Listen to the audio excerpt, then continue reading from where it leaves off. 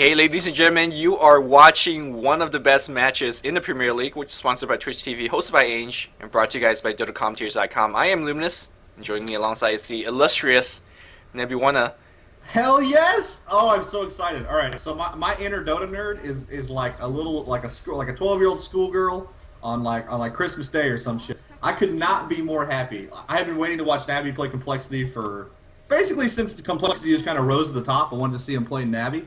And right off the bat, we actually already get the ban that I pretty much expected Navi to do, which is ban Darkseer. Complexity is definitely, I don't know if they're the team, but they're definitely one of the teams that kind of showed the power of Darkseer in Dota 2. I mean, obviously Darkseer has always been a very strong hero, but they've really used it to a pretty great effect. And so immediately they go ahead and ban him here. So not surprising. I did kind of expect them to ban Rasta, but they would have banned Furion. Probably a more powerful hero. Yep. Of course, both teams very famous for a couple of heroes. Anti-Mage gets the axe here. I'm surprised that Chen wasn't getting axe, because if you're playing against Navi, Chen is the hero that most likely gets banned. It's not. Navi picks up immediately, so we're going to see how Complexity deal with one of Navi's best hero. Now, if you guys know, Navi's kind of been the best Dota 2 team since they won International. They held that spot for a long time. And teams such as Absolute Legend or Team Fire, which is formerly Complexity, has came out and trying to take that spot away from Navi. Complexity right now has like 30-something wins and like 2 losses, or 1 loss and like 1 draw. So their record is quote-unquote the best in Dota 2, but Navi has the experience, they have the tournament performance, so this is kind of the best taking on each other, and I'm super excited, as Nebula is. Oh yeah. I'm really surprised that they gave away the Chen here. I guess maybe they don't fear the Chen as much as they fear Anti-Mage. I mean, that may be fair enough. Anti-Mage is a really strong hero as well, but if they feel like their strategy can control a Chen, like if they're going to get a Rasta and a Windrunner and Venomancer, if they're going to get those heroes, they're pretty decent against Chens. I mean, it's not outright just, oh, we're just going to easily push against those. So maybe they're okay with that. We'll have to see what their third pick here is after Navi picks. I'm expecting them to want to get a Rasta. TC's Rasta is pretty famous. It's been pretty spectacular to watch. But no, Navi goes ahead and steals the Rasta for themselves, as well as an SK. Nice picture from Navi so far. I really like these. Yeah, right from the get-go here, Navi is sporting some really strong push, and I'm a little bit afraid for Complexity. Just going back to the Chen pick real fast, I think the reason they gave it away instead of giving away the Anti-Mages, even if you ban the Chen here, Navi will still be able to pick up a Enchantress, which Puppey has been doing quite frequently. So I mean, if you want to get rid of the jungling, there's not a possible way unless you ban both of them, which that's a little bit overextending a bans on just jungling heroes. So they gave away the Chen and opted to get rid of the Anti-Mage. It makes somewhat sense. Anti-Mage is the carry with the highest win rate potential. So yeah, definitely. What they are doing there by letting them have Chen, though, is they're basically trading impetus for the global heal. And right. Global heal, I think, is more powerful, obviously, but you're giving them DPS as well. If they can find another source of like just grand team fight ability, maybe somebody gets a quick mechanism. It essentially does very similar things. Complexity goes ahead and picks an Earthshaker here, so going for their standard mid game team fight strategy, which they've been using to great effect, as you did mention. They do have a loss to EG on their record in the defense, I believe, but they followed it up by beating EG just a little bit later after that. And then I think you said they had a draw as well? You're talking about Navi or Complexity? Complexity. Complexity, I don't believe they lost to EG. They drew with Fnatic yesterday, and it was one of the best best of 2 matches I've casted for a long while. The VODs should be up. If they're not, should be up momentarily, I guess. So check those out. Had some very interesting heroes such as Stealth Assassin and whatnot. So nice. Yep. Well, I checked on Gosu Gamers and it listed them as having a loss to EG. That's why I was going with that. So anyway, we do have a ban here on Beastmaster for Navi, just removing a little bit of the mid solo initiation potential, as well as another kind of pushing team fight hero. Yeah, Navi showing that they have done the research against Complexity. Complexity love to pair Beastmaster and Earthshaker up. It gives them such strong initiation. Especially ganking at nighttime, the fissure comes out from the fog. Beastmaster just rolls up, shuffling in, like every day. Yeah. And then you get the roar off, and whatever carry that the Navi has, they're dead, basically. And especially with Team Complexity, they love to do the smoke ganks. And that really makes it dangerous. Another band dedicated to Complexity. They do love to pick the Doom as well. Jo plays it very I guess, differently. They go for drums first, Vanguard into like Shivas, and then back to Radiance. It's such a weird doom, but it's been working. So Navi bans that one as well. Both teams getting a lot of respect bans out. Vengeful Spirit is a ban here from Complexity. Both been playing some carry Venge, although Venge in general has been trending lately as a very, very decent support, so they're going to get rid of that. So with all these targeted bans, I wonder what kind of games we'll see here, as we're going to hopefully see teams going with some unorthodox picks for these last two. Yeah, I will say one thing, it's kind of a double-edged sword. If Navi respect bans against you, that means A, they've done their research on you, and B, they respect you. So you've kind of made it as a Dota team, but at the same time, you're facing a full-strength Navi that did their research on you, is going to try very hard. And that's kind of a scary proposition when you think about it. Yep. Like a lot of times you see Navi winning when they just, random a ban and various other things and just do random things and manage to easily still beat teams. When they're actually trying and focused, man, you got to be scared a little bit. I got to be honest. Yep. Well, I'm actually not afraid. I mean, if you make it to the top tier of Dota 2 teams, you're supposed to still win with, half your heroes banned. I think exactly. Your hero repertoire have to be so wide, and you have to have a couple of strats. And Juggernaut is here. Nice. Yesterday, Fnatic banned Juggernaut against Complexity, and I was mind blown. And Purge Gamer, who was casting with me, let me know that they were picking Juggernaut from time to time. So today we're going to get to see what the hell this deal is. And don't just be expecting, real fast, don't just be expecting the spin kill in lane. Juggernaut does have some pushing capability with a healing ward. We've seen Navi done that actually before. Healing ward Juggernaut with Soul Ring and spam that whenever it comes off cooldown and comes off healing. Of course, it does have the hero killing potential early on. Level 1 is 400 damage with spin. It is pretty insane. So let's see how the Complexity plays a hero. Yeah, from what I've seen of them is they have been doing that. They have been going for the healing ward push strategy kind of early on, which is awesome. Actually, it's fantastic. Healing ward's a kind of a forgotten skill on Juggernaut that's really strong. It's like an impressive heal, to be honest. Yep. And a lot of people don't really give it the credit it deserves. I mean, if you use that aggressively, you'll really start to see a lot better just overall results out of your Juggernaut play. When a pro team starts to use it in this way, it really starts to get a much bigger limelight, so that's awesome. We also had the Broodmother, of course, picked up here as the 4th, so Juggy helps a little bit against the Broodmother. I like the SK pick 3rd, followed by the Broodmother 4th. They removed Rasta and SK kind of natural counters against the Broodmother, and they get themselves strong lanes, nice initiation, and now they have a Broodmother with not a really great way for Radiant to solve it. Complexity goes ahead and grabs a Juggernaut, which does give Blade Fury against Spiderlings, I guess, but that's not fantastic. They do already have the Earthshaker, which is pretty good, though. Crystal Maiden gets picked here by Navi. I think that's somewhat of a denied pick as well. Crystal Maiden and Juggernaut are like best friends. Getting rid of a CM really prevents Jugger from having it. I don't think Jugger scares of CM that much. You could spin out of Frostbite, so he's not too afraid, but the Nova does slow, and we'll keep the slow. We'll retain it slow as he tries to spin. Juggernaut, I mean, he's a fun hero, and I'm glad that he's picked, but he's very squishy in the sense all of these guys on the dire side do quite a bit of damage. You have to run through a lot of Chen creeps, and as you spin, physical damage is going to be an issue. When we see quite a bit of physical damage from the Rasta wards, from the Chen creeps, so he's going to have to tank up somewhat. And speaking of tanking, the entire Complexity lineup right now is quite squishy. So I'm a little bit worried for them. Meanwhile, Navi, even though they're squishy themselves, they quite have good survival spells, such as Hand of God, Holy Persuasion. They have the Brood Web, and have Sandstorm. All these spells that helps them survive. Meanwhile, Complexity, not so much. Yeah, and they do go ahead and grab an Omni Knight for just said occasion. I mean, they do. Omni Knight gives them a lot better team fight. It's kind of an interesting pick that we haven't seen a whole lot in Dota 2, though I think the hero is really strong. I mean, Repel, Heal, Guardian Angel, those are impressive skills.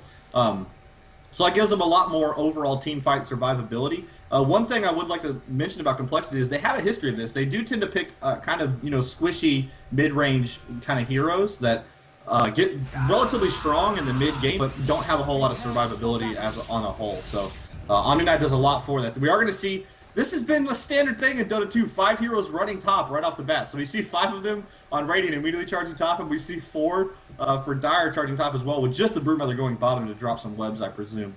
Yep. Are we going to see another 5-4 clash at the start here? Not sure whether they'll clash. Both teams love to protect that camp on here, drop some wards down, or prevent the enemy team from dropping the ward down.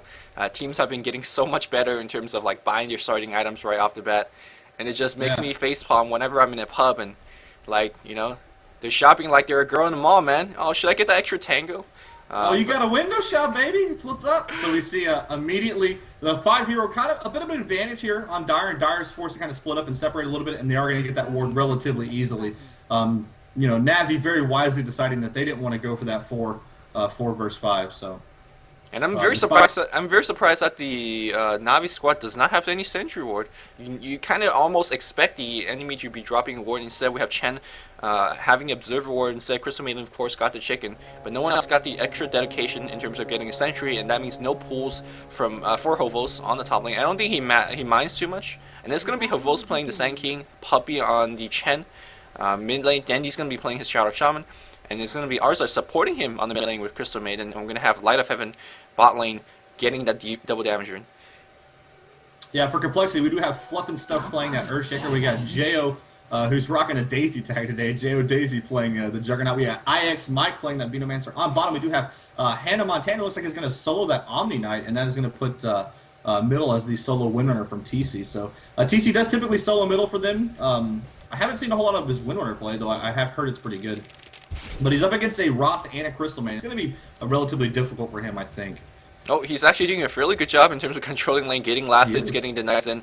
TC, his skill level is just so high that I cannot believe he wasn't splashed onto the pro scene way earlier. I mean, to be honest, I'm sorry to say I have not heard of him until very recently. Yeah, me either. Yeah, I knew of IX Mike, I knew of Hannah Montana, I knew of Fluff and Stuff, but I had never heard of TC or Jo, and both of them are spectacular. TC is just a really, really strong solo mid player. It's really pretty impressive that, like you said, that he hadn't been on a team. We do have a little bit of an early engagement here. 3 around the SK. SK is just going to go ahead and harass Vino. Nobody wants to go for him. We just have Burrow Strike on 2. Puppy's going to come out of that jungle with the shield. We're going to see a Juggernaut spindle on the Venomancer and a nice stun there from Earthshaker. And they may get the SK here. No, he's going to be forced back. We do have a Tornado trying to catch IX Max, but IX Max is going to go back up in Tango, and it looks like nothing's going to come of that but a little bit of harass. Strong defensive stun. If a Mesh Fissure was going to be missed, then IX Mike's basically dead. They had a very good initiation, a lot of slows on top. That Tornado does insane amount of slow as well, especially in this early game. So very good clash up there so far. Everyone on the complexity side, a little bit low on the HP, they should be able to regen up. Just back on TC so far though, I've seen him play a 2-game series where he played Rasta both times. And I have to say, you have to be crazy pro if every time you throw down the ward, you ward trap more than you not ward trap. Like, man, he is the king of ward trapping, isn't he? It's ridiculous. It's like, oh, Rasta here with 3 stuns? No, here with 4 stuns. Calm down. Yeah, it's pretty impressive. It's pretty impressive. I will say he does only have 3 stuns though. Because, TC makes it look like 4, even though he has only. TC more traps 2 heroes. So good, got 4. Yeah, got 4. So we got a little bit of a drop here from Arzart. I'm sure he will be returning momentarily. Let's go ahead and check out just last hits just to see who's kind of getting the early advance here. Light of Heaven is 4-3 on bottom against Hannah, who is 3-0. So Broodmother as expected, getting a little bit of the early advantage there. TC 5-2 against the dual lane in middle, who is only 4-1 on Dindy. So as we're mentioning, really well played there from TC. And Jo right off the bat 5-4. Though I do believe he got a couple creep there off the back of a Blade Fury. Meanwhile, SK from Havost has literally 0 kills right now. I didn't get a single one. So early lane not going well for him, though he is in a tri-lanes, or against a tri-lane. So not exactly the easiest lane. Yeah, I wonder how the Crystal Maiden's going to be playing this one. She started out as the mid helping out there, got a smoke gank off, which is very standard in Navi's nature. There's yet another smoke on Crystal Maiden, so they might try that smoke gank once again. And I think that she really needs to stand on the mid lane and help out there. Not only because Rasa, in my opinion, gets a little bit out lane. Winner has a better nuke, in my opinion, and of course better animation as well. Rasa is heavily dependent on that rune, and Crystal Maiden being there will able to scout out the rune to protect the rune to allow Dendy to take it. And once the bottle is in Dendy, once the rune is in Dendy's bottle, he will have a lot easier time nuking his way back in the lane. But until then, TC's gonna have the advantage. Yeah, from the couple early levels, Aether Shock is pretty easy to spam, as it only costs 95 mana. But as you start to level it up, it does get a lot more cost and effective. Typically at level 2, it's like 105. It's not too bad. I mean, it's not typically. That is what it is. But by level 4, it's 160. So if you are leveling up Aether Shock, it becomes a lot more mana problematic, and you do really need those runes to continue harassing the lane. And you really do need to use Aether Shock to kind of win the lane against the Windrunner. I don't really see how Dindy's going to win this lane just straight up by harassing and attacking. That doesn't seem like that's going to be a thing that'll work. Right. Smile, a.k.a. Arzart, has reconnected here, so we'll wait for him to actually get back into the game and then continue here. For any Smile fans out there, there's recently a interview being done up by him, so you could Google and look that one up. Talked about a lot of how Navi's doing, how he's doing, etc., etc. Just a tidbit for the fans, and that we're going to be resuming. On the top lane, everyone and their friends have to salve up as they are trying to recover from that last engagement. Sentry Ward is down on Venomancer, has to get another one to go for a kill against the Sand King. It's going to be difficult to go on the kill on the Sand King, even though they have Fissure, Gale, and Spin. You would assume that they could easily get it, but Sand King could easily just Burrow Strike away and pop Sandstorm after the Spin is done. So yeah, he can definitely get away from the Sandstorm, or the Spin rather, no problem.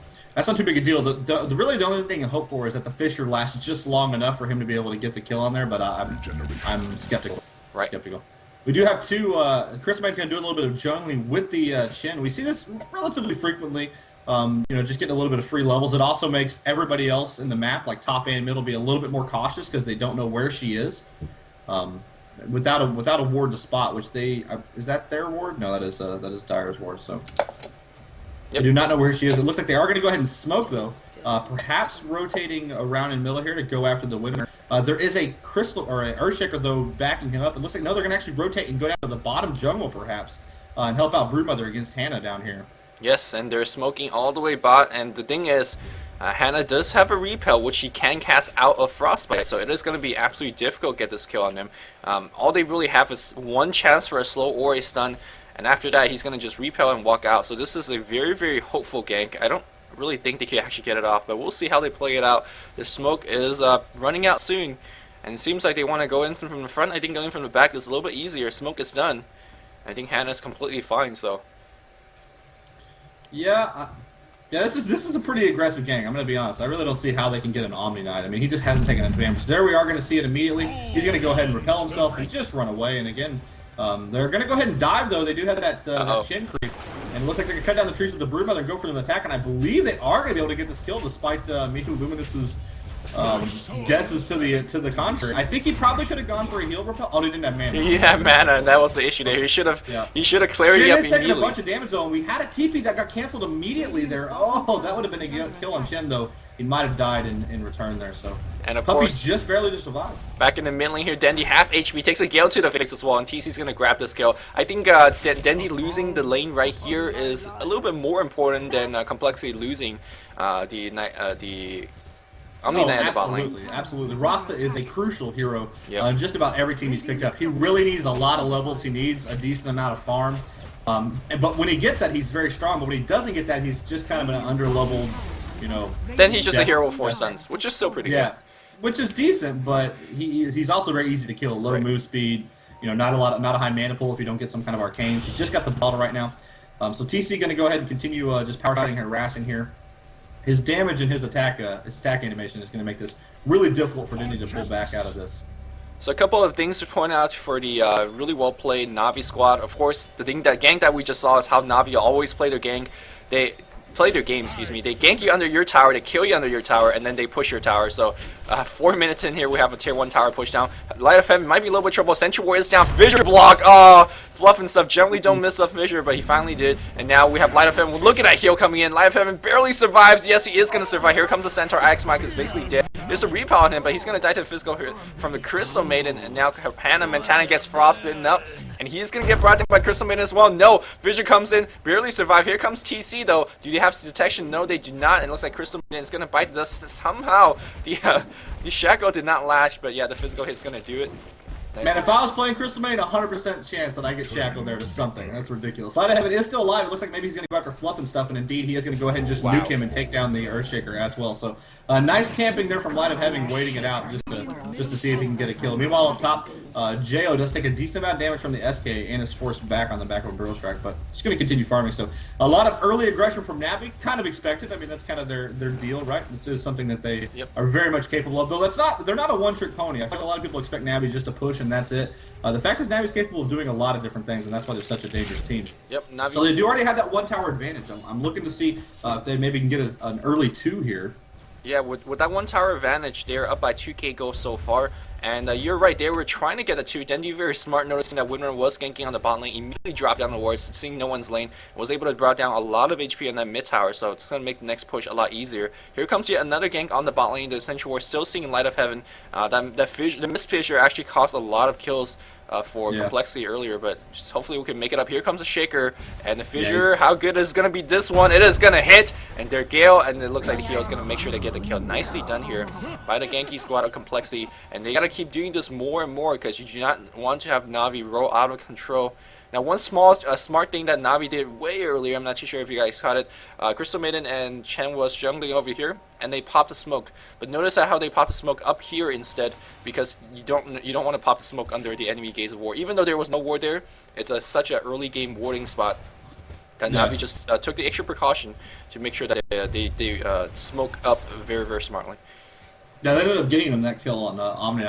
If Hannah had any idea that they were not still in jungle, he definitely would have been able to just get back and be fine. But that's kind of the power of having, as I mentioned, Crystal Maiden in the jungle with a Chin. You don't actually know, and you kind of maybe get complacent, or you have no concept of where they're going to be. And if they smoke out of that jungle, it's very difficult to guess. It's a tactic that a lot of really pro teams use, and it's nice to see. Light of Heaven, he's continuing to go back bottom. Now, there is that rune still there, so he's got to be wary, but I believe he sees multiple heroes. We're going to see a push in the middle. Wards get dropped down by Diddy. A nice block by Fluff and stuff, though, catching the Ross. It looks like Juggernaut is going to go after him with the Blade Fury. Meanwhile, he's chasing after the Chin. He is not going to be able to get that kill, but Chin will go down. No, a power shot from Windrunner and Shadow Shot goes down. So 2 kills there for Complexity, pulling it back to a 6-3 advantage, but SK up top continuing to pressure that top tower as well. So for every kill that Complexity is getting, Navi's making it a little bit more difficult to them on towers. That middle tower did go down as well. Yeah, the wards were targeted right on the tower and was able to bring it down. So 2 towers so far from Navi. They are losing 3 kills instead. In terms of CS, I'm looking at numbers. It looks pretty even. The Radiant side seems to be leading a little bit, but not too much to speak of. So it is a tower go that's making really the big deal. Here comes the Fissure. The spin comes in from Havos. He's going to Burrow Strike out like mentioned earlier. Easy way to escape from that gank. And tower very, very low as well. Jo. He's farming decently to 1k go in the bank. I wonder if he's going to pick up phase 3 for better Blade Fury chase. I think that's exactly what he's going to do as he goes to the secret shop right now. There's a phase, there is a wand, and it's going to be even more difficult to escape from Jo's Spin of Death.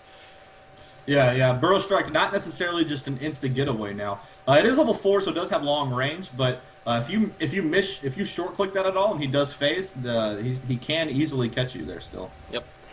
As SK does not have high move speed. Does he have boots? He does have Arcane, so he's got a decent amount of farm on SK as well. He's up to a 1k gold as well, so about halfway to his dagger, and that could be a big development. I'm expecting, there are 3 heroes of Complexity up top, and I expect them to want to go after this SK to kind of deny that early dagger.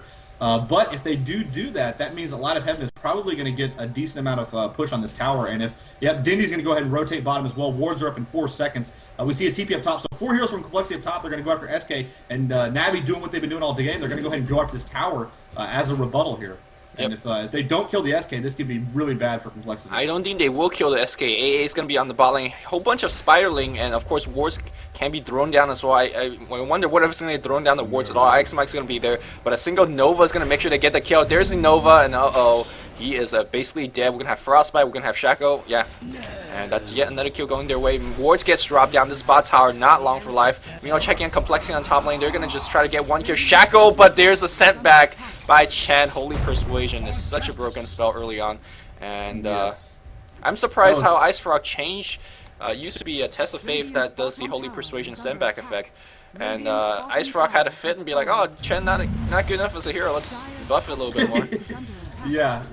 Honestly, I think if you changed it back, he would still see play. To be fair, we see an initiation here on Chen. They probably are going to get him. No, a Burrow Strike from SK. I believe he's going to die instead. That was maybe a bit aggressive. Jo is going to be able to get away the back of the heal from Hannah Montana. TC's going to go ahead and TP out, and with the Juggernaut reward, as we see there, doing a little bit of heal, Hannah gets a little bit more XP, able to get away, and that top tower is still alive, though they did lose SK this time. So that's going to set back that SK blink just a bit. He's now back down to 1,000 gold. After that tower kill on bottom, he basically got that mitigated for himself. But as far as the rest of the team goes, that means Dindy is starting to get a lot more gold. He's got his arcane boots up, and I believe coming to him, yep, there is a point booster, so he's going to go for potentially a quick ag stick. Though oftentimes you'll see a point booster into a blink dagger, and he'll just have the, or not the ag stick, I'm sorry, the point booster, just to give himself that extra mana and HP. And then make an axe after that. And point booster into dagger might be a very decent choice in this game, considering that you want that initiation, as there's very key heroes on the enemy you have to disable. If you leave Omni Knight alive for too long in a fight, he just makes every fight so damn hard. And looks like the Knight is going to be picked up by Fluff and stuff. Nicely done. They need to do more of this. Meanwhile, on the bot lane here, TC in a little bit of trouble as he is going to be sent away. I wonder what item that Light of Heaven is going to go. The Orchid will be really nice to silence those key heroes such as Omni Knight or Moonrunner. But BKB might be a necessity against so many Suns as well. It was changed because of Tinker. You could dominate a creep and send it home. I don't know about that. Yeah, I don't know. Maybe that doesn't seem fantastic. It does. It is a pretty heavy buff on Chin though. Yep. Anyway, yeah, I think he's probably. There's both arguments are pretty good. BKB is obviously quite strong against the massive amount of nuke damage that the Sentinel has. But Orchid gives him a lot more killing potential on a lot of these heroes. And if they get Orchid and Omni Knight, that really will remove Omni Knight or Earthshaker. That can really remove a lot of their team fight ability. But we'll have to see. Can Omni Knight dispel the Orchid with a repel? I do not believe so. Okay. I'm not 100% sure on that one, but if he can, then obviously you would just have to Orchid the Omni Knight. But if he can't, then Orchid the ES all day. They are going to go ahead and go for this tier 2 tower. We see a TP in here. There are 4 heroes now. Roster wards do get dropped down. Jeff goes ahead and just immediately goes in here with this Blade Fury. We see an ultimate from the Omni Knight though, and it looks like they will get Chen. It looks like perhaps SK is going to be the next to follow. We do see a nice power shot from TC, and yes, SK is going to go down. Earthshaker drops an ultimate for no real reason there. Dindy is going to get blocked off there. So 2 heroes go down, and they do not lose the tower. So a nice battle of complexity. Now up 9-4 on kills, but they are down now 4 towers to none. A pretty strong tower disadvantage right now. In that last team fight, we saw how good that Guardian Angel is. When we would think of Omni Knight, we think of his other spells and how annoying that is. But Guardian Angel is an ultimate and was able to handily won that team fight. Jo looks like he was basically dead. He was spinning like crazy. But he was losing HP rapidly because he is pretty squishy. And the Hand of God came in and was able to make sure he could continue spinning, and the team fight just went on the other way. And here we go, Jo TPing back in the mid lane, helping out his teammates over there as well. And right now, even though Navi are losing these fights, they're keeping up so much pressure. There's really little room for the Radiant inside the farm, and that's an issue.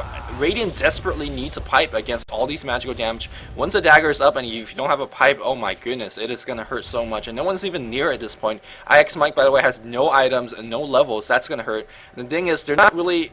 They can't get the levels, they can't get items because they simply don't have room or time to farm. As right now you can see that every single heroes from the Dire side is going into the Radiant territory, making sure they're getting the ganks off, making sure they're always pressuring a tower. And it's so hard for Complexity to come back like this. They have to win a lot more fights, and I don't see Navi losing these fights continuously. Yeah, Complexity is very much a team that is reliant upon their team fight ability to win the map control and allow them to get a lot of gold. And if they're not doing that, I think they're going to struggle a lot more as a team. Though it hasn't obviously happened a whole lot yet. I think a team like Navi with their pressuring ability is going to be one of the teams that are going to maybe give them fits in the future, and we're already seeing it here in this game. Though Complexity has also shown a propensity to adjust very well, so I'm very interested to see how they adjusted that. Though they're certainly not out of this game. They are up on kills. They can certainly get these towers back. That is not just a sunk cost. They can get the tower gold loss back by themselves. Now, Dindy's going to go drop some wards middle to try and defend it, as it looks like Complexity wants to do just that, going for this middle tier 1 tower. It's not, they're going to be kind of stymied by those Dindy wards, and the wards maybe being a little bit wasted there, maybe a bit more precautionary than anything else. Yeah, I think even though they didn't get the kill, that's fine. They made it drop the wards 110 seconds. They don't have to worry about push coming their way. And the Radiant squad's going to swing up top, maybe go for a kill. SK is only 100 gold away from his dagger. If he dies here, this would be rough. Looks like Venomancer is going to miss that Venomous Gale, though, and SK is going to be able to get away. That is big time right there. Literally, he is actually just 75 gold away from dagger, so if he had died right there, that would have been pretty tragic for Navi. I mean, it would have been, game ending or anything, but that would have been pretty important. So IX might be left on the bot lane. He TP back in, started to set up wards and try to defend against this big push coming his way. And Spirelings, here we go. I'm not too sure what he could defend it by himself. He drops a Gale as well, and Light of Heaven's working on it on the bot. He is going to be going for the Orchid, going for the silence on those Kier here. Here comes TC, gets repelled up. He's going to Shaco shot. Yes, that is going to hit on Puppey. Can he nuke him down before there's anything, though? Sand King goes on the bot lane, Fluff and stuff. In a little bit trouble, and looks like the Epislash or Emily Slash gets dodged right now. Fluff and stuff gets a little bit heal, and the Guardian Angel and Puppey in trouble as well. Shaco shot hits on Havos. The Shaco is just so damn good. Can he make it out? He burrow strike out, but it's gonna go down regardless. Hannah half HP, and they're gonna give him the chase. Frostbite right on top of him. Force staff up, and I do believe the Crystal Maiden's gonna be dead. Face will get nice pop. No, he turns around here. A little bit worried about the tower focus. Me on the bot lane, you can see on the minimap, Bruma is still pushing, but the thing is, Navi's still protecting the tower as it's still alive at this moment. Maybe not for long though. Chen coming back with his creeps and the glyph, but I don't think there's going to be many TPs. Here comes the cavalry as we see Dendy comes in with a double damage grenade. Is he going to drop the wards? Should be cooling down very soon. Yeah, they're going to have to back off, and Complexity cannot push this tower. Dendy and his squad defending relentlessly. Yeah, this is like Phoenix Suns 7 seconds or less era. The best defense is a good offense, my friends. Light of Heaven just continue to pressure bottom, forces Venomancer to stay there, and it really means that if Sentinel can't win this team fight immediately, they're going to have to back, and of course they do just that. So really well played there by Navi, despite another very nice executed team fight by Complexity. I mean, we saw again Guardian Angel doing a lot of work. I feel like Guardian Angel is a little bit similar to Moonlight Shadow by Potom. It's kind of an less remembered skill, though I think obviously people use it a bit more aggressively. But it always wins you just a couple team fights a game. Like if you use Moonlight Shadow aggressively, you're going to win a few team fights, and it's very similar like that, except a bit more overt success. So. Right. And unlike Moonlight Shadow, that's something that you can't really counter against. It's going to just be there. Yeah, they can't. You're not even forcing them to invest in gold. They just straight up can't solve it. So. Right. It's a very powerful ability, and again, I feel like Omni-Knight's a bit of an underplayed hero, to be honest. The problem Omni-Knight has right now is his basic laning phase. He's very strong as a solo, one-on-one, but if you give him any kind of pressure as a team, he's not going to get any farm, and it's going to be a bit more problematic. But so Nebula, when does Juggernaut gets a drum of endurance? I hope he does, man.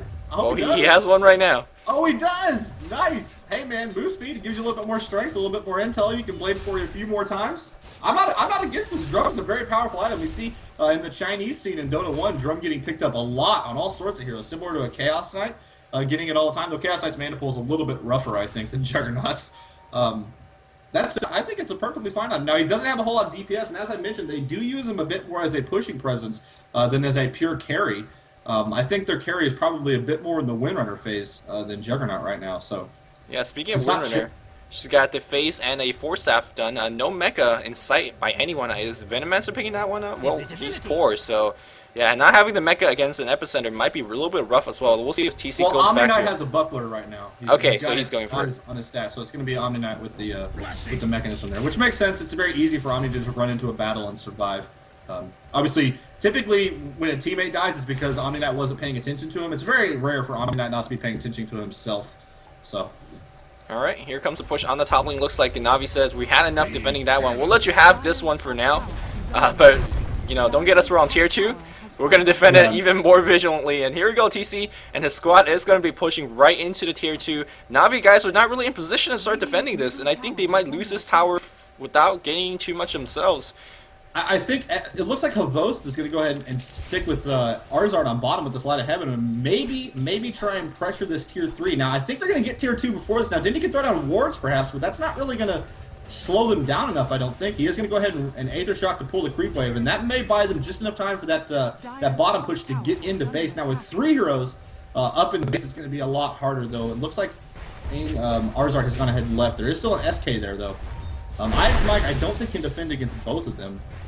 Oh, but it looks like with Complexity backing up, I think they think maybe they TP'd and they're going to go ahead and back up themselves. Yeah. He's going to stack up so many wards, and I like this. A lot of teams been giving this level to the Venomancer for him to get Look it at up. all this gold. Are you looking at this gold? He's gaining. A whole bunch of those Spirelings got poisoned. I do think the poison buffs gets removed as they go back to Invis.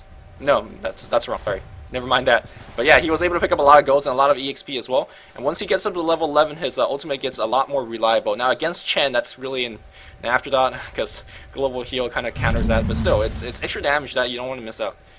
Speaking of, Chen has himself a mechanism as well, so kind of counteracting the Omni Knight presence a little bit right now. Both teams with a strong amount of healing as we see 10-4, 20 minutes in. And while this has been a very action-packed game, a lot of nice surviving by both teams despite, you know, a little bit more squishy heroes on Sentinel. They're still managing to survive a lot. They've only died 4 times, which is really pretty impressive when you think about their overall HP. And Navi going for the Roshan. They are playing on dire side, having the advantage, but they done that knowingly under wards because you kind of expect the wards to be up. So right now the complexity is seeing this Roshan attempt and seeing them back up as well. And here we go. Fluff and stuff gets a little bit of repel action as he runs right in looking for someone. As drums pop, that's the question here. They're moving all very, very quickly. Drum wasn't used. And here comes the Chen creeps. I think, no, drum was not used. Yeah, it looks like they're going to force back up now. Light of Heaven is not pressuring on bottom like I kind of expected him to. There's just too many heroes of complexity in that bot lane for him to really reliably stay there. I think he's really afraid of dying. He's also picking up what appears to be, he didn't indeed go for an Orchid. So he went and picked up his Orchid as well. Now, Dire, it looks like they're just content to try and fight this 4v4 with Venomancer versus Broodmother on bottom. It looks like that's going to be the play in this whole game here. It's kind of a Mexican staring contest here on bottom between Veno and Light of Heaven. Are you dead? I'm trying to think of a Mexican joke that could spin off onto a Broodmother who is kind of winning this scaring contest, but nothing from the Broodmother screams Mexican to me. I'm sorry. ¿Tú eres no habla? Yeah? No, mi no habla. We do have Dindy here getting fissured a little bit. He has picked up that Blink Dagger, so as I mentioned, he did go Point Booster into Blink, as you see so often. He will be going for an Ags after that, presumably. There could be more Cyclone action. We see an Omni Knight ultimate here, but it does get kind of mitigated by the heal from Chen, as we kind of expected there. More initiation. We do have a repel. There's the the ultimate from Guardian Angel, rather. I mean, I believe, yeah, Earthshaker is going to survive. We see an SK ultimate, though, and it hits multiple heroes. Jail is going to go down. It looks like Hannah Montana Bay the next is fall. A nice ward usage down here, and I believe TC is going to go down. Oh, TC is going to survive. Oh, my goodness. The amount of heroes surviving through these battles is actually spectacular. Everybody getting away with just 100 to 200 HP. This is crazy. Man, Fluff. Looks like Diddy's going to keep chasing, though, and it looks like one more attack. Yes, he will get TC. So, and Brumo's going to kill an IX Mike as well. So, 4 heroes dead for complexity, and this is bad news. If they're losing team fights, it's going to be very, very rough for them because they don't have as much farm as the Dire right now. It's almost a 7,500 gold advantage for Navi right now. Yep, and the gold advantage is only going to add up even more so as they gather up, trying to get some heal. There's a mecha, and they're going to get the Roshan uninterrupted as well. There's no chance that Roshan will actually survive this. And now with the Aegis ending up on Light of Heavens, it makes it even more difficult for them to win the next team fight. Those Chen creeps surviving just for so long, able to drop off multiple stuns and whatever else. And Navi wins that fight. Just want to point out that in that last engagement, someone took a page out of Evil's nearest playbook. Look at those sentry wards. Freaking nice. Bermuda Triangle of Death of sentries on that bot lane. You can never have too many sentry wards. No, wards. man, you have one right next to you. Let's drop one more. Make sure. Hey, you get a little bit more range to the left side, bro. Yeah, man, if you stack 2 together, you see even more true sight. Speaking of Evil is near, he asked me to join this. He wanted to join the cast today. I'm probably going to put him on a daily relatively soon. So any Evil is near fans out there, check that out. Maybe an Evil is near Dead Mage daily coming soon. But that's beside the point. Just the king of the Sentry Wards, really. Triangle of Death right around you, bro. You can't get away. They're everywhere. Yep. Everywhere. And looks like Complexity having a little bit of issue. I'm not really ready to count out Complexity yet. This is kind of their standard play. Oh, let's get down for 10k goal early on, and then we come back and win. Now against Navi, this might be a little bit more difficult. Let's look at the goal difference. We are right next to 10k goal difference. Yeah. Okay, so it's time for Complexity to smoke up and come back. They are missing a couple items, though. They need a pipe. Like I checked out, that Epicenter in the last screen fight was just absolutely brutal. And a Juggernaut needs to start doing some damage. Every time he uses ultimate, it should be at least 1 kill and like another hero like half dead. But so far, the Dire side's tanky enough to survive these with the help of that Hand of God. So yeah, JO's got to pick up some damage. He hit 2 heroes last battle, and it was immediately mitigated by the Hand of God. And then, TC fired a power shot, but that didn't. Crystal Man wasn't even close to dying after it. So.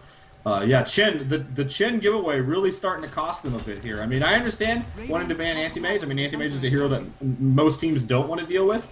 But giving Chen to Navi just seems really, really poor to me.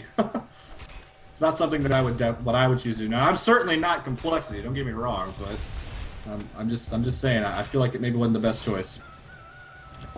Geo trying to get some farm up. He does have a Blade of Alacrity. I do assume that's going to be turned into a Yasha and then a Manta style.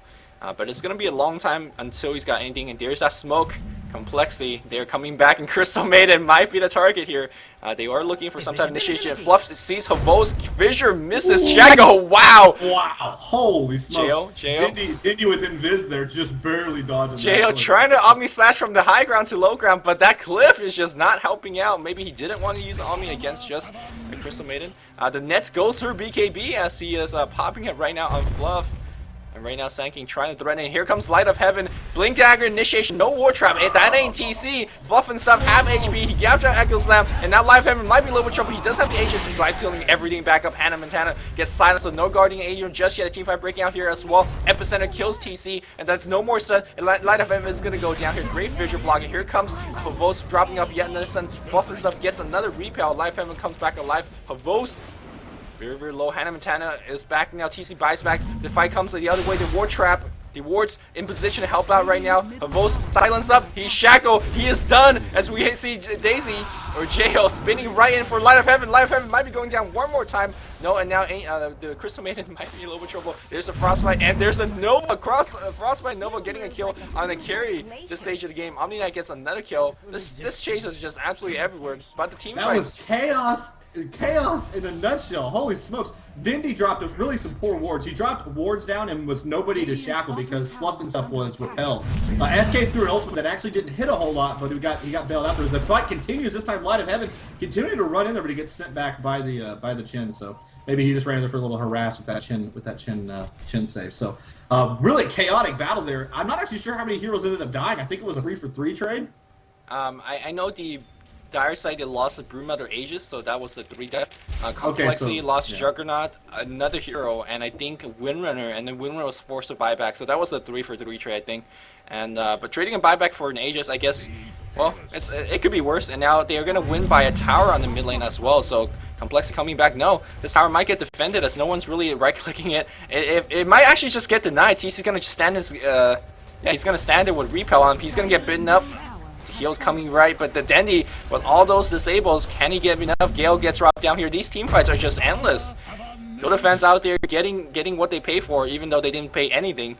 My throat is kind of getting sore, and we're only 30 minutes into the first game. This is exactly what we were looking for between Complexity and Navi. This is a really well-executed game on both sides. It's 12-10 right now, but every single team fight has had just outstanding play by really almost all 5 heroes. There's been a little bit of mistakes here and there. Dindy dropping wards next to no hero to shackle, for instance. Ultimately, those wards did end up doing a little bit of work as they did save a few heroes. Jail was unable to continue chasing under them. A couple of the heroes took a little bit of damage from them. Not the most clutch wards, certainly no TC wards. But past that, some fantastic play by Puppy. Really nice play by Omni Knight as well. Hannah Montana executing very well this whole battle, or this whole time. So been really fantastic team fights so far with just so much surviving. I've been shocked at how much heroes are surviving, but I guess with this many heroes heals on both teams, I guess it's to be expected. Yep. Hopefully in game number 2 we see some adjustment in terms of ban. Let's see if Chen's gonna get banned in game 2. But still, this game so very far away from being done. The go difference chart climbing back a little bit, around nearing the 10K mark, and right now the CM is carrying out. What does she have? A Vanguard. Very standard build from Bam! I'm not even trolling. I'm not even trolling. CM Vanguard is standard on Navi. They're saying, dude, it don't matter if I'm not getting much damage out. If I'm surviving to drop those nukes repetitively, it's gonna be nice. Hey man, you got 10-second cooldown, 15-second cooldown. You can cast those multiple times. And look at his skill build, like stats, baby. Who needs a brilliant sword? No, bro, sword for scrubs. Arthur says. So sick. I mean, let's see. They got arcanes on Chen. They got arcanes on SK. Screw it, man. Just get straight up stats. 1600 HP on Art's Crystal Maiden right now. I gotta say, not something you'll see very often. But Navi not doing what people just expected them to do. They definitely do what they think is good. And with 3 sets of arcanes, I mean, they have 3 sets of arcanes. You don't really need it, do you? Just playing Crystal Maiden as a dual nuker, which is, you know, one way you could definitely play her. That's how Arzad's been playing Crystal Maiden for Navi for the past couple of days. I've seen this is not the first time he's done it, so I did not lose my mind here. I lost it before, so now it's kind of standard for Arzad. Navi always does this random stuff, you know. I call it random, but you know they makes it work. So they do things like, you know, farming Venge with the Venom support on the mid lane. They do crazy Another stuff. interesting thing, SK doesn't have Caustic Finale. He's just got stats as well. So it's like they maybe made a bet. Yeah, I bet I could not level one of my skills on every hero. What the hell is going on here? Unfortunately, Puppy cheated. Puppy does have a level of penitence. So Puppy's losing that bet. Yeah. All right, so looks like we're gonna have another pressure here in middle. Earthshaker pretty solid at defending. One thing that Complexity has going for them is if they are all there, it is going to be difficult for Navi to actually get into the base because the power of Windrunner, Venomancer, and Earthshaker as a trifecta at defending is really very strong. It's a lot of long-range nuke damage, and massing up wards, it creates a bit of a problem for Navi. So, despite Navi's early prowess, it is starting to level off here. Now they are still ahead by about a little over 10k gold, so it's not like they're just evening up the gold counts, but the gold counts being a little less important here as the levels start to even out. Yep. Now normally Navi has heroes who could really easily and take advantage of this type of defense. Of course, I'm talking about the Blink Dagger from the Shao Shaman. He could blink in and really just pick off one and allow his teammates to set up all over on Complexity. But against the Omni Knight, the story changes. You blink in and try to get the kill off, the heal comes in, the repel comes in, and suddenly Rasa is the one that's out of position. So right now, Navi, even though they're playing aggressive, they can't really just dive in needlessly as they're trying to get this push going on in the mid lane. Here we go. Complexity going to be answering back. TC dropping a repel. It's going to, excuse me, dropping a power shot. What is that spell? Shaco shot. Jesus. That's going to miss, but the cooldown is so low, the mana cost is so low that he could miss this, and no big deal. Yeah, going back to your comment about the initiation on Dindy versus Omni Knight is really an important thing right now. Really, no hero on Scourge can just jump in there and do any kind of work because Omni Knight mitigates that. So you kind of lose the shock value that a Blink Dagger gives you. You can't just blink in, hex somebody, drop some wards, and immediately do something because they're just going to repel, heal, and then all of a sudden you're just in the middle of their team and you haven't accomplished anything. And you're very likely to die. Now, if Chen, Chen is obviously there to save you as well, and that's kind of what we've been seeing is a lot of just not dying throughout these battles. But Omni Knight really creating a lot of problems for Navi right now. Some key items being finished up very quickly now. We have Hex done on Windrunner in just about 300 gold, and that's going to be an issue for Navi. And now Blink Dagger is going to be up on the Shaker. Fluff and Stuff gets initiated on. We're going to see he's going to go down right before he's able to get that Blink Dagger.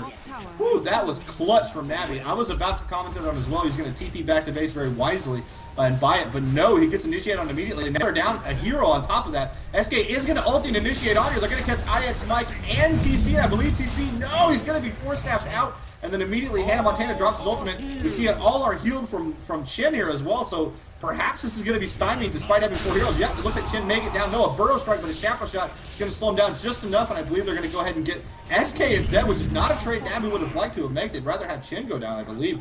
So a nice 4-man defense there from Complexity, and they managed to defend that tower. Now, I thought we do have Broodmother taking down that tier 3 tower with the help of Dindy's wards, and perhaps they may get these racks as well. Jail goes ahead and ultimates Dindy, but not enough to do the actual killing blow. He's going to go ahead and Blade Fury after him, though Chen is there to heal him. But I believe they're going to get, that Rax is going to be at half HP now, so not a completely blown opportunity there for Navi as they do that tier 3 and half the Rax, which means they get the rest of that Rax. That suddenly becomes a lot easier for them to continue pushing. Yeah, even though they lost Sankey in that engagement in the mid lane here, getting a bot tower for that is completely worth it. They got a kill on the Shaker as well. Now Shaker does finally have that Blink Dagger, so he could actually be a lot more effective team fight against Broodmother especially. So now look towards him to stay back and really allow the repel to be dropped on someone else. In the last couple of team fight, Fluff and Stuff is getting the repel to basically allow him to walk in. And as the repel Shaker walks in against Navi, Navi simply has to back off. Now the repel could go on someone else such as TC and allow the Shaker to hang back and drop off a perfect Echo Slam. And do look for that in the Fluff and Stuff. It is such a tide-changing ultimate. Not only that, he will allow the Shaker to get in position for some really strong chain stun. And chain stun is what they need because, well, you're up against a Vanguard CM. Not the easiest thing to bring down, so... Oh yeah, I mean that Blink Dagger. If he'd had that Blink Dagger for that battle, that would have gone completely differently. They would have been able to immediately counter initiate, probably taken down a couple of Navi's heroes. They might still have lost that bottom tier 3, but they probably would have got a lot more heroes out of it, which would have been a lot better for them. Now, with him having that Blink Dagger and that Rax not going down yet, before he got to that Blink, that could be clutch for Complexity. him having Blink Dagger before they lost the racks, it's going to be a whole lot harder to push now because we already had the pushing problem as just pure long range, but now you have to come in an Echo Slam on top of that. And even with Chen, Echo Slam does enough immediate damage that they might still lose a couple heroes to start a battle out. Echo Slam, way better initiation than Dindy will have at any point. Now, SK's Epicenter is very strong as well, but it's not that immediate damage. You can kind of get that counteracted with some heals as it's pulsing, whereas Echo Slam can sometimes just blow out a whole team immediately. So, which, by the way, see it look like a little bit of a Roshan battle here. Yeah, this Roshan battle is going to be huge. You can see the Bermuda Triangle starting to set up. Light of Heaven is shackled. Are they going to initiate on that? Nope. A little bit too dangerous to do so. By the way, she does have a BKB and an Eagle Song on top of that. This Broodmother is absolutely stacked. But he is a melee hero, and we'll have trouble right-clicking as he's, can't catch up to the enemy hero. And looks like both teams going to back off for now. No Roshan engagement just yet. Neither team have any respect being shown by both teams here. I really like this. This is nice. Yeah. Neither team have any heroes such as like a Prophet or a Tinker or anything like that to abuse global pushing, so you just have to deal with the pushing equilibrium, and right now it's not favoring Navi. Gotta defend the tier 2 top on the top lane, and that means Complexity could either go for Roche or bot push. Seems like they're favoring the bot push a little bit, so they're gonna even out in terms of tower, but Navi says, okay, we're gonna push mid. Yeah, and Navi, again, the Phoenix Suns, baby, 7 seconds or less. If you're gonna, look, we'll score more than you, how about that? They do get a tower, but they're still down 14,000 gold. And they're going to have to TP back. They cannot afford to try and counter push this. I mean, there's Broodmother in the middle lane. They have to go back. This is not an option.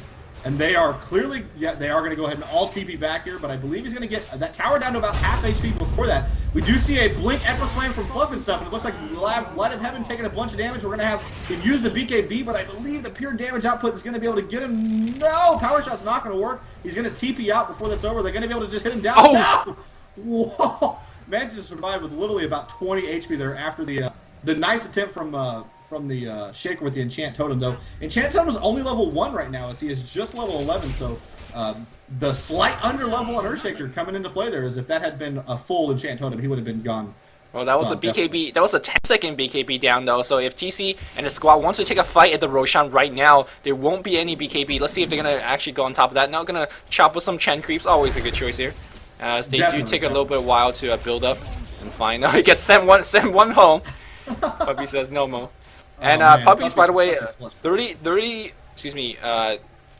500 go away from his 30-second heal. And the way these team battles have been going, yes, long and drawn out there, that's going to be big time, I think. Though I think Complexity is going to try and use the back of that Fisher or that ultimate from Earthshaker to maybe shorten these battles up a bit. They really don't want these to go too long.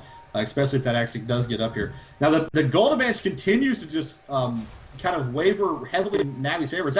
It's actually back down to 13k here, but still 13k is a lot of gold. That is a significant amount of difference. I mean, that's a heavily tanked CM on top of what is a BKB followed by now the Eagle Song. Broodmother probably going to go to that Butterfly. So really pretty strong DPS coming here from the Broodmother in the near future, as well as the Ag Stick now completed on SK. And speaking of DPS, seems like Complexity is getting towards a stage of the game where their spells have pretty been maxed out and they really need a little bit more physical DPS. Juggernaut, by the way, has on for even more utility, picking up a Diffusal Blade.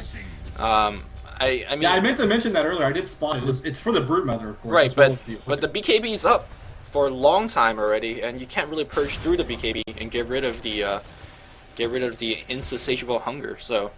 I'm not too sure what it's going to be too effective. He did start getting that before Light of Heaven had any BKB. I think he probably expected to maybe win a couple more team fights through that, as they had been doing in the early game, and maybe have a quicker Diffusal Blade, but it didn't quite work out like that. The BKB came up, I think, a little bit before it, actually. So.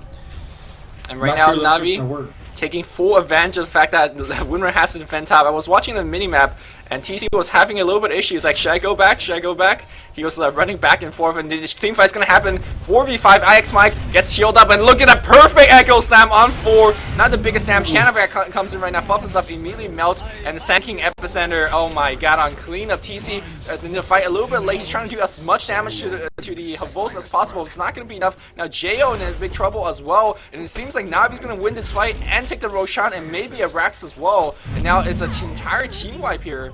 Immediate buyback IX Mike may be going down here to the Dindy as well, so I believe it is going to be a team fight. We do have a buyback from TC, as you mentioned. I would not be shocked to see them ignore the Roshan, actually. Yeah, they're immediately just going to go to that bottom lane. I think this is a much better choice than going for Roshan.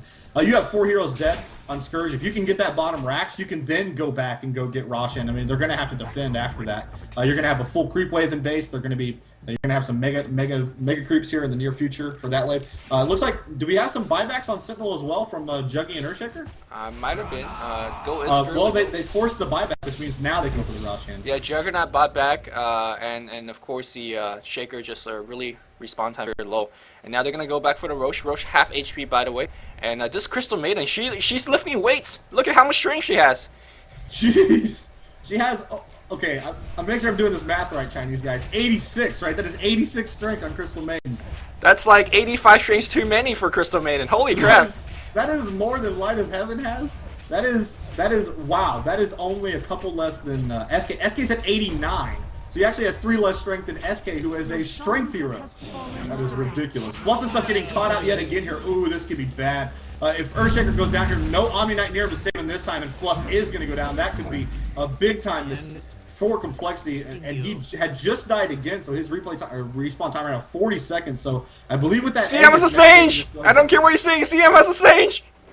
Oh, boss! So he's up to, what's he up to now? 80. Oh my god, that's 92 strength. 92 strength on Crystal Maiden. She is the tankiest hero on Sentinel right now. That is fantastic. Sage CM is the way to play this game. Just like to point out. I hope he masses him. I want to see a second Sage. They are going to go ahead and go for this tier 3 tower. I think that Complexity may have just ended up losing this game on the back of those last 2 lost team fights. Yeah. Yep, tier 3 is going to go down. I don't really see how they can defend this. Scourge has just too many items at this point. SK goes ahead and ultimates in there. Does finally catch something. His ultimates haven't been actually hitting a lot this game, but they haven't actually needed to. Basically, they've just been baiting out a bunch of stuff. Earthshaker does go ahead and TP in. We see the Echo Slam. The Rax is going to get down there. Guardian Shell being dropped here by Omni Knight, but it looks like the magical damage to Scourge is going to go right through that. Animaltan taking a bunch of damage. Arzart does go down despite all of that strength. We see another stun there from Fluff and stuff, and down goes a Ghost as well, but I believe the damage has been done as that melee Rax has gone down, though. They are getting a couple heals here, but if TC goes down, ooh, this could be bad. Nope, TC's just going to be able to get away there. Nicely done. He's gonna turn back and Hex and hopefully go for a Shackle and kill. Yeah, they are gonna stun the hell out of him. There's a Gale on him as also, and Chan Totem. He's gonna try to get sent back and heal. Look at how annoying is that. And now we have Blink out from Dandy. Very, very nicely done. But Jay is still chasing. Yeah, he's gonna be fine here as no, he does get the purge off, and now Dandy Blink already was used. They are gonna get another kill, but that's more or less a paired victory as their Raxes are all done. Chin came back to try and send it back, and ultimately got himself killed as well.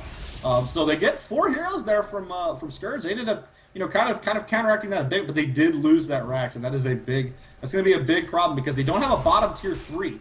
So with that middle lane just kind of pressuring itself, and of course the short lane as well, so those creeps are going to do a lot quicker work getting to the base. Once they go for that bottom Rax, it's going to be a lot more problematic, though. Perhaps we're going to see maybe a counter push from Complexity here with Dindy dead. I'm not sure. Yeah, the thing is they don't do enough damage, and the choices of going stats heavy on most of the Dire Hero is really hurting Complexity right now. If you look at the damage coming out from Complexity, who do they actually do half the damage? Like Jayo's playing like a utility Juggernaut. TC, I mean, he's getting Hex, but that's not really damage. So right now we're looking very, very heavy spell damage, and after the Crystal Maiden Vanguard Sage eats it, like what else do you have? And that's why they're not really winning these team fights. And of course that double Hand of God now is up on Chen. That makes it even harder to win these fights.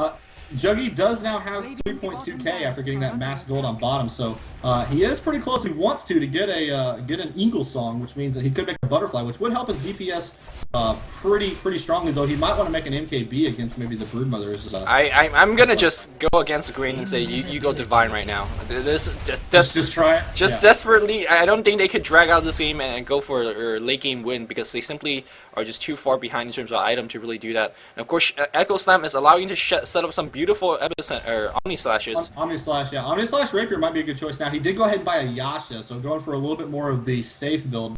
I'm kind of with you, actually. I think a Divine Rapier might have been a fantastic choice here, and if we were seeing a little bit of Chinese action here from, oh man, wow, I just forgot his name. The Divine Rapier King! Come on. You gotta help me out here. ZSMJ? ZSMJ. How can you forget? Get on my stream, son. Get on my stream. If this was ZSMJ Juggernaut, absolutely he would buy a rapier and just pray that Omni-Slash works out for him. I mean, he's got Critical Strike. It is only level 3, but it's going to be level 4 relatively soon. I mean, you get Critical Strike, Divine Rapier, Omni-Slash, you can just crit and win a battle accidentally. Yeah. So I think that's actually probably the way to do this. I don't think this is a winning proposition, just trying to get more damage without, you know, just going balls to the wall. So I actually like that. I think that's actually the best choice, despite it seeming crazy. Well, they have to worry about this push coming on the bot lane as well. And now, of course, Navi do their thing, pushing every single lane. It's going to force the complexity to defend mid lane a little bit. And then as they split up their forces, here comes the big push. They do have the Acceptor on the Rasa. It's been up for a long time. And that's going to make the wards even do more damage on the Raxus. And of course, BKB is up on Rasa as well. He can actually blink it now, repel or not, and be still safe against the damage, or the lack of damage, really, coming out from complexity. Did you check the replay timer on Roshan? Do you know when that is going to be back up? I did not. It's not anytime near. It should be at least 5 more minutes or so. Okay. Typically, for those of you watching, if you're in a game and you're you know, Roshan gets killed, just type in the allied chat via time, and you can go back and check it at any point. It's a really useful way to always remember when it is. Now, Jail's going to get a bunch of farm here on bottom as well, so he's actually, you know, maybe making up a little bit of ground here as far as straight up damage goes. He's got 2.6k now, so Manta Style's just about done. Yep. If that is going to be his choice, so he is getting some damage, but it might be a little bit too little too late. He's going to get initiated here on SK, and there's not Omni is a little bit close, but he's going to go ahead and drop Omni Slash, and this might not work out for well. Yeah, he was forced to drop the Omni, and now his spin is still on cooldown. He's going to get shackled. He's got to use his go for that buyback. No, he still gets spin Alive Shaker. He is going to go down. We see SK dropping an ultimate as well. Jail finally does die, and it looks like Brubo's going to go after IX Mike, and I think 2 heroes down for Radiant. Yes, they are both going to die. We see an immediate buyback from Jail. Hannah Montana goes down as well, though. Jail runs in there, gets himself killed a second time, and Windrunner is not Omni Knight, so he will not survive this, and Jail is going to die a second time, and I believe that is going to be the GG, boys. Yeah, that's going to be the GG. Jail, I mean, despite that, they were able to drop off a lot of spells. A lot of those spells, they did not want to fight like that. They didn't want to use the Echo Slam that early, but they were forced to, because Jail was a little bit out of position. He was caught. He was forced to use his Omni Slash as well. And now with repetitive deaths and after repetitive buybacks, this Rax is still going to go down. I'm going to see Navi take game number 1 in this very well fought game. Fantastic game! Wow, this definitely lived up to the hype. I mean, I've been literally the last week or two when I found that this game was going to be there and I was going to get casted. I had been literally stoked about this, and it has not disappointed. This has been a fantastic first game. I really hope that we get a second game as good as this. 48 minutes of just high-level, fantastic Dota. As you see, TC getting caught here by Denny, but it looks like just dropping the wards, going to go ahead and take down all the Raxes and get Mega Creeps, and this is going to be over. So, what adjustments do you think Complexity can maybe make in Game 2 to not have this happen again? Well, I think the Chen was an issue, as Puppey, I mean, even though he didn't make any spectacular plays, it's just enough in terms of getting the pressure on. Oh, here comes Fluff and stuff, trying to do something. And maybe in terms of their item choices or hero choices, they need some physical DPS as they scale into a late game, as a Crystal Maiden is out-tanking them. Like, that cannot happen. Really. Absolutely. Crystal Maiden has 2.2k HP. That is not okay. They did lose a lot of that early farm. They gave away a bunch of early towers. They ended up getting pretty heavily behind in the gold count, something that they were never able really to come back from, despite their really strong team fights, and they really played very well despite how much gold they were behind the entire game. You cannot give a team like Navi a 15k gold advantage. It's just not okay. Yep. They're all way too adept at their heroes. They're all going to have they're not going to mess up. They're not going to blow that, you know? So I feel like maybe next game they should go for a bit more of a just free farm for the Scourge team. I don't know how else to say that. Yeah, I feel like the picks was definitely not in their favor. Giving away both Rasa and Chen just made it more difficult for them. If it's any other picks that they were dealing against, I think they would have a little bit easier time. But now GG is going to be called, and we're going to go to game number 2. Very well played here in game number 1. Of course, we're going to be back with game 2 very, very soon. And that was Nebula. This is Luminous. Stay tuned for game number 2, guys. Radiant's middle tower is under attack.